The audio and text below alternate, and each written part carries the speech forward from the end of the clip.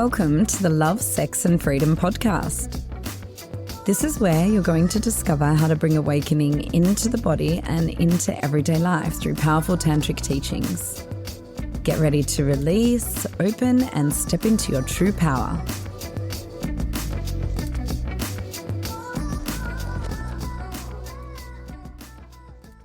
I feel a surge of teachings that want to come through now around love and relationship, which is probably the biggest area of conflict and struggle in a woman's life.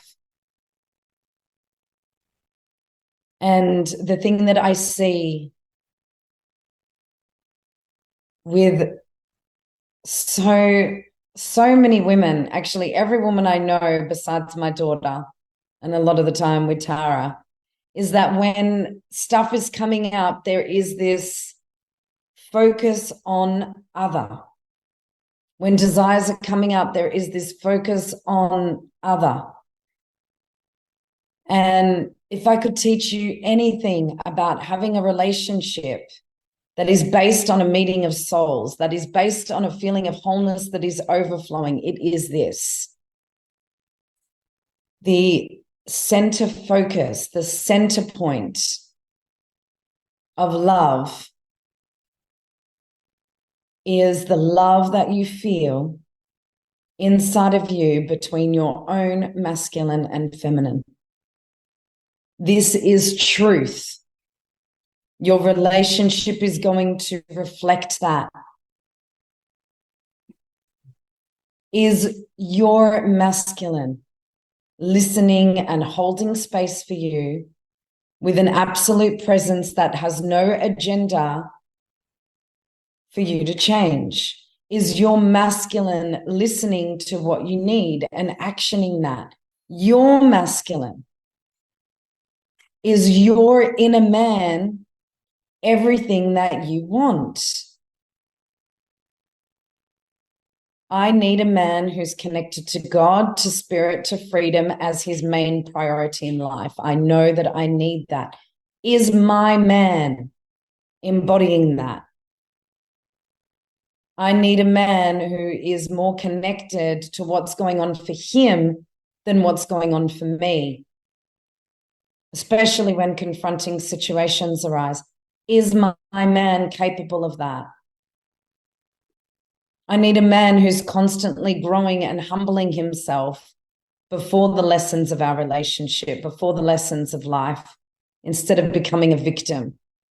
Is my masculine capable of that? Everything that you want in a man, is your masculine capable of that? Is he giving that to your feminine, your inner soulmate, your primary relationship, the one that's been there with you from the day you were born and the only one that's guaranteed to be there for the rest of your life? Is your inner masculine?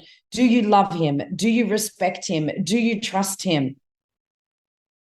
Does he hold you in a space of willingness to act on your desires, to act on your intuitive whispers, to act on your creative flow? And of course, the man you end up with is going to have even more than that and be able to teach you even more things. And your masculine is going to be a little brother to him, because the masculine in a male body of the man that you desire is going to have certain qualities that are more mature. And can you learn from that?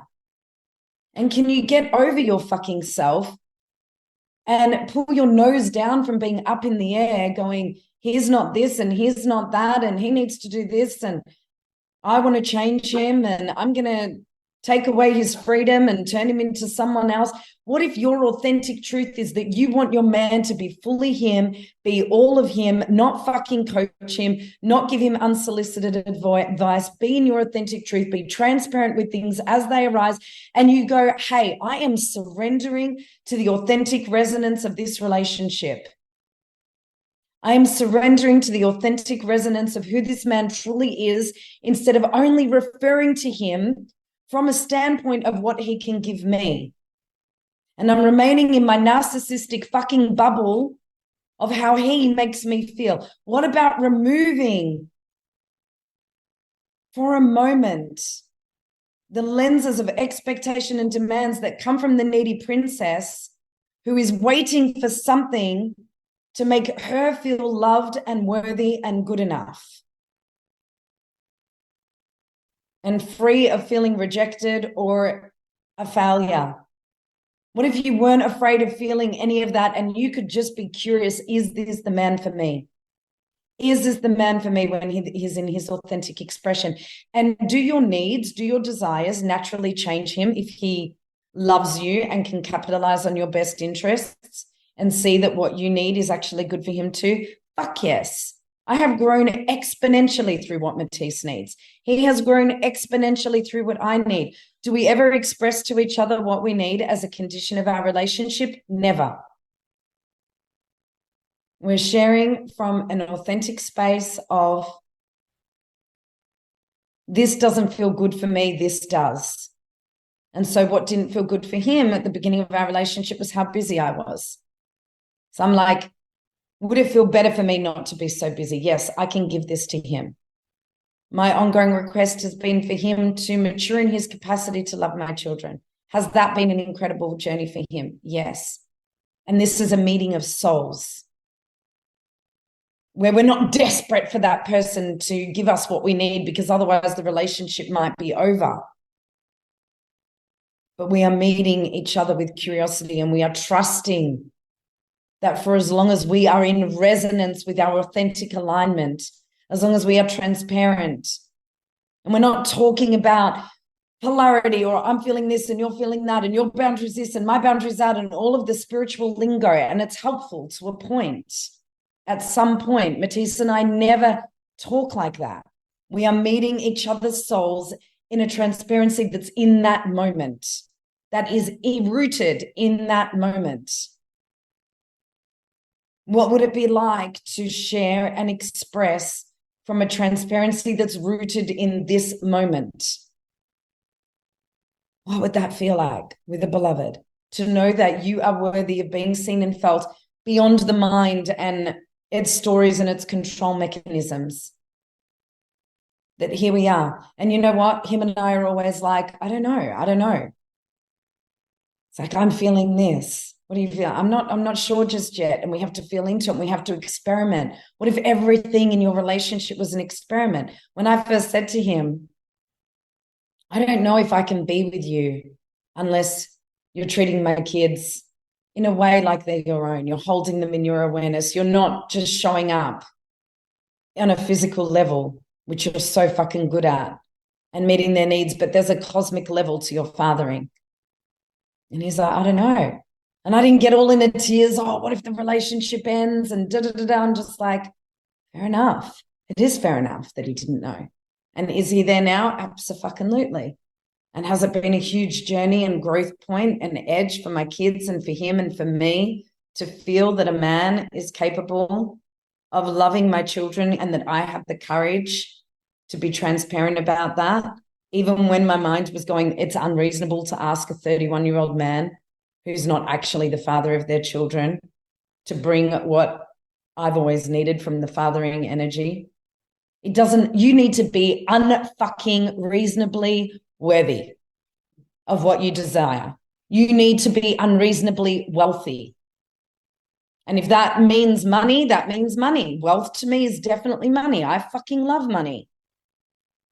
And I want millions. You may not want that. Don't want what I want. Don't want what anyone wants. Want what you want. Want what makes you feel in the ultimate energy of full aliveness. What is your 100% aliveness? If your 100% aliveness means that the man you're with loves your children, fair the fuck enough. Might not be reasonable when you look at it from the mind. If your 100% aliveness is being on stage, if your 100% aliveness is being a mother and not doing anything for service, if your 100% aliveness is being a person who completely removes yourself from society for a stage, there are stages, there are phases, and I'm always speaking from the lenses of my subjectivity. I do not want you to be you. I want you to be a leader in the world because I'm interested in the evolution of humanity. And for you to be a leader in the world, you need to be self-led. That's what a leader is. They are self-led from the truth of their being because they know and they remember that they are God, that they are love, that this body is not who we are. And it is who we are. You know, we live in this. This is a vessel from which our soul can express. Our mind is here. It's not an illusion, but it's not who we are. Who we are is a divine form of the formless. And all the forms that you create, if they are coming from your authentic, holy desire of your soul that is divine, then you are living in alignment with source, with spirit. And you can trust that. You can trust that when you're aligning to that, it's all going to happen. Because it does. You're operating at a different frequency. And you're sourcing from here. And of course, what people say, what you hear, wisdom from elders, wisdom from young ones, it's all supportive, but you're checking it out. You're checking it out. Is this my truth? You're listening with the capacity to have your mind change to your children, to your beloved, to your teachers. Even if there's something that's like, oh, I don't know about this. I remember when I went to a workshop about the sacred slut at a conference I went to. And I could feel this resistance even just to that word, right? And the slut archetype has always been my most difficult. You know, I didn't make love till I was 19. I was with him for 8 months before I gave that to him. I've only ever made love to men that I love. You know, this wild tantrika hasn't really had sex with many men, and it always has to be very sacred. And I have to feel that their heart loves me or I don't feel safe. So, you know, sacred slut and all my associations with that. And I remember just like my dad always said to me, the art of listening is listening with a capacity to having your mind changed. That's when you're truly listening. When you're open at the time of listening, it doesn't mean you have to take it on, but it means you're considering it. And that's a really good rule when you're in any kind of situation. When you're talking to your partner and you're having this battle of minds of who's right and who's wrong, you're both right. You both have different points of view. Can you put yourself in the other person's shoes? Can you just listen with an open mind? Oh, maybe they're right. Doesn't mean they have to be. So I'm listening, and I'm listening to the freedom and liberation of, you know, making love and it being an in-the-moment experience where you fully unleash and get wild. And there was all these different aspects to the sacred slut. And it really just fully untaming yourself and claiming your pleasure and being in a state of aliveness with your sexuality, a state of erotic embodiment. And as we were going through the exercises, I didn't feel safe because the last thing that I want to do is encourage men towards me when I'm in an open state. It's okay, like, to seduce and manipulate when I was younger and get men wanting to fuck me.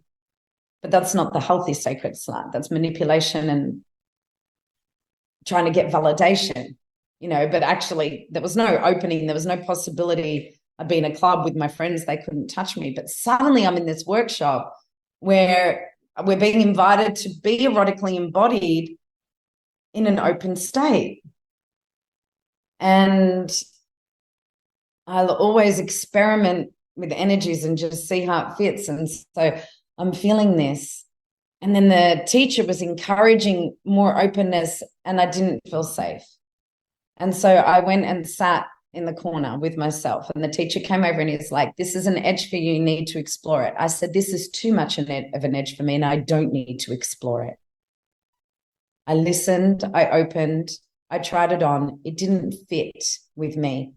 And I want you to know that that is okay. You don't want to go so past your window of tolerance that you have to dissociate for anything or anyone, even if you're being told that spiritually this is where you need to go. Well, and have I eventually understood the sacred slut? And am I embodying her more? Absolutely. Is she still my least embodied archetype? And would I love to expand into her even more? I'm still not sure. Yes, she's my least experienced archetype, and I'm still unsure if I ever really want to fully surrender into that energy, because it feels really scary for me, and that's okay. So part of honoring your no is not that your no has to be reasonable. You know, I would have just been so happy if my unreasonable no, when I was clinging onto my mum's leg and she would drop me off to my uncle's when she didn't know what was happening. And I was saying, no, I don't want to go. And she'd be like, don't be silly. It's so nice. I would have liked her to honor my unreasonable no. I would have liked her to trust my nervous system, but she couldn't. But I can. And that's what I do now. Because when I started tuning into my little girl, she said, I want you to honor my no. I want you to listen when I say no, even if it's unreasonable. And sometimes I just have to listen to her and honor that a few times. And then she's a yes. But her boundaries have been so fucking crossed. So your authentic yes, your authentic no doesn't have to be reasonable according to any teacher, doctrine, creed, or conditioning. And sometimes that's hard. It's like Matisse would say to me when we were first together, why are you, I'd be like having the next person over for dinner. And he's like, whoa, you have people over for dinner a lot. And I'm like, I know, I wish no one was coming. He's like, why are you doing that? I'm like, because they need me. They need that time with me. And I like to just give them that, you know, that time. And I don't have time during the day because I'm giving sessions. So the time I have at night is at dinner. And he's like, but you don't want to. Like, yeah, but. And he's like, no buts, but you don't want to. Like, why do they matter more than you? I'd never actually considered that before. So I stopped having a different person over for dinner every night. That was the beginning of a huge shift in my life. And then he started questioning other things. And that questioning led me to, it's like all of these people were applying to work for me. And I was saying to him, oh, I'm so distressed. I'm like, I don't have time for all of these people. He's like, well, why don't you put your prices up? If the demand is that strong and there's not enough supply, in his Matisse way. And I'm like, because I don't want to become inaccessible. He's like, but you've got a practitioner training and you're training people. I'm like, So I put my prices up and then they just kept going up. And I still have applications all the time. And the fear with that was, what if nobody wants to work with me? What if I'm completely inaccessible? So then it's facing those fears, but following the pulse of what's in my ease, joy, and pleasure. Trusting that pulse. And he actually said to me, how much would you want for that, for it to be worth it to you? And it's like, at this point in my life, to give my time, what's the value I put on that, and actually questioning that. And it's just a rewriting. It's an undoing. Okay, here's my authentic self right now, but sometimes who you are in your authenticity is so far away from who you've been. So it's an undoing of all of those beliefs. And as you're feeling what your yes is, you're feeling the contractions and the no's that are here, in the beliefs of your conditioning, in the beliefs of your inner being, in the beliefs of what you know. So I'm here to tell you that you deserve what is aligned with your ease, joy, pleasure, and service. You absolutely deserve that. And the more you follow that, the more you envision that, feel it in your body, and let the action arise from the being of authenticity, you will see an undoing of everything that is not truly you, that you've set up in yourself. And actually, it's fucking crazy, because my biggest fear when I was going through this process was that I wouldn't be able to be there for people. And I'm more there for people than ever. My cup is so full, and there's so much more money that I can just overflow. And I've got more time with my kids than I've ever had in my life. So trust your authentic desires, trust what's true. Thanks for listening to the Love, Sex and Freedom podcast. For more great free resources, in-person and online workshops, and our retreats, find us on Instagram and Facebook at Embodied Awakening Academy or visit embodiedawakeningacademy.com.